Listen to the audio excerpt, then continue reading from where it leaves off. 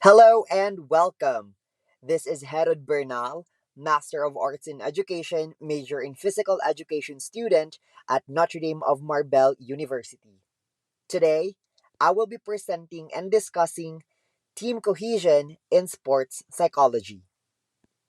The key concepts that I will be focusing on in this video are team cohesion in sports, Caron's conceptual model of team cohesion, factors related to team cohesion, barriers to team cohesion, as well as responses to such barriers, and guidelines and strategies for developing team cohesion.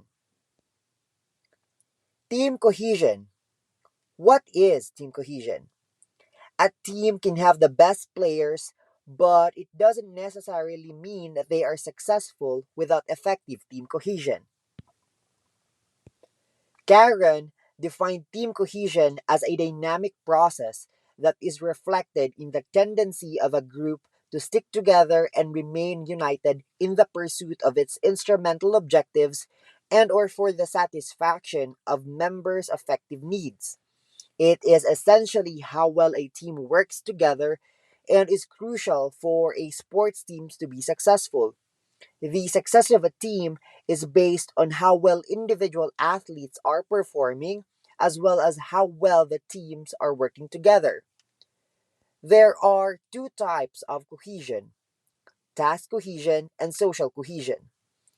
Task cohesion is where group members that work together to remain united in their attempt to complete a specific task. This is how well a group works together to achieve a task or a set of goals. On the other hand, social cohesion is the degree of interpersonal attraction among the group members. This is how well a group interacts and supports each other. Key ideas are presented to highlight the nature of cohesiveness in a sports team.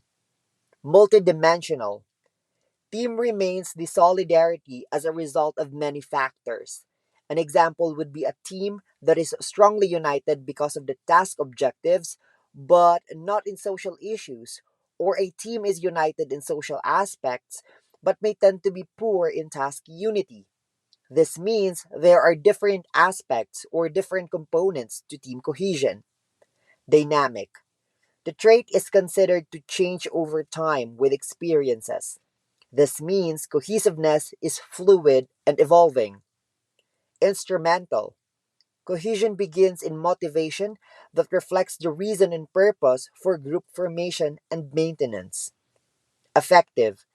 Social influences among team members develop positive effects or feelings as an outcome of the team members' instrumentality, their social interactions, communications, and teamwork.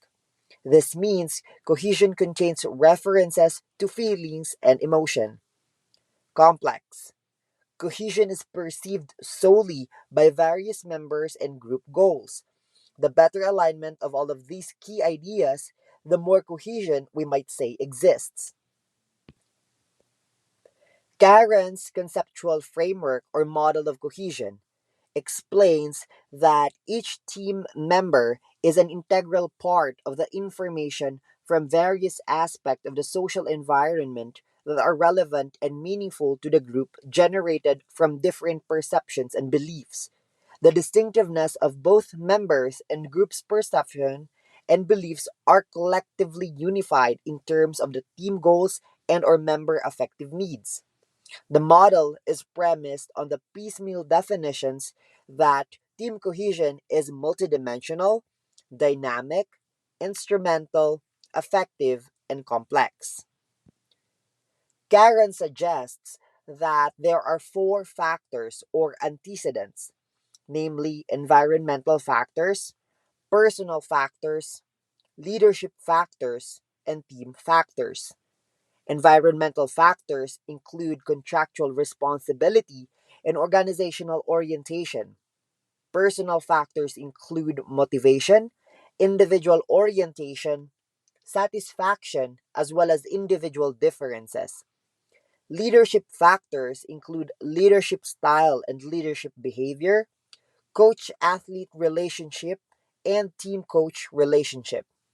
Team factors include nature of group tasks, the desire for group success, group orientation and productivity, as well as team's ability. All four of these factors or antecedents directly impact cohesion as a consequence, both individual and group outcomes, including both performance, stability, behavior, and satisfaction. Team cohesion factors. What are the various factors affecting team cohesion?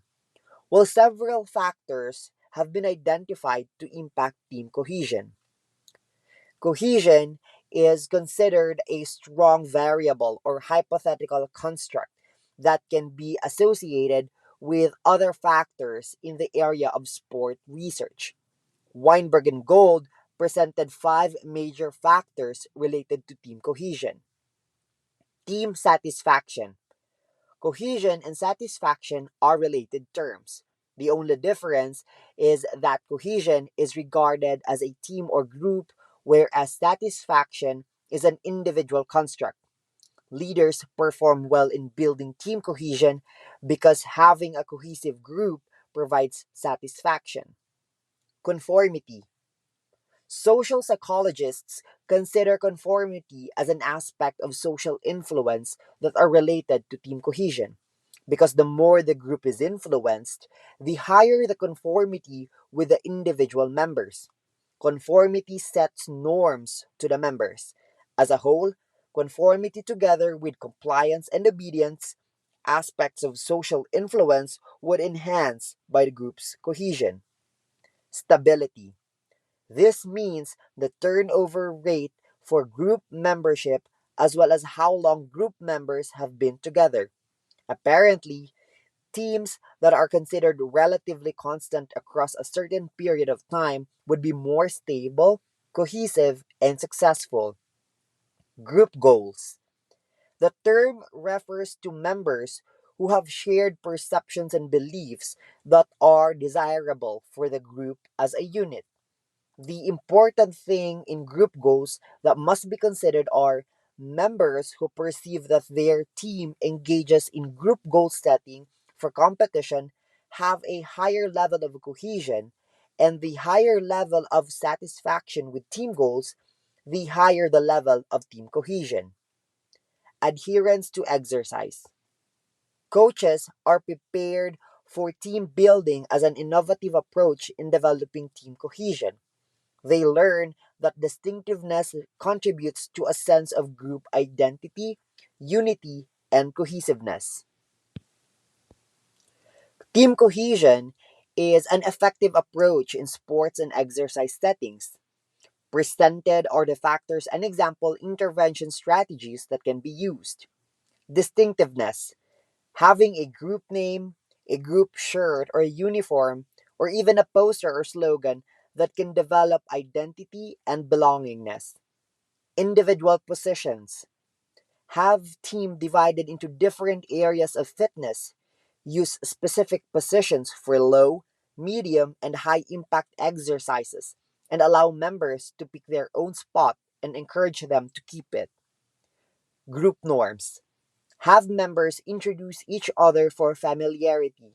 Encourage members to become fitness friends outside of games, and promote a smart work ethic as a group characteristic. Individual sacrifices. Identify members to set goals for the group and ask members to help others. Interaction and communication. Use partner work or working groups to encourage socialization.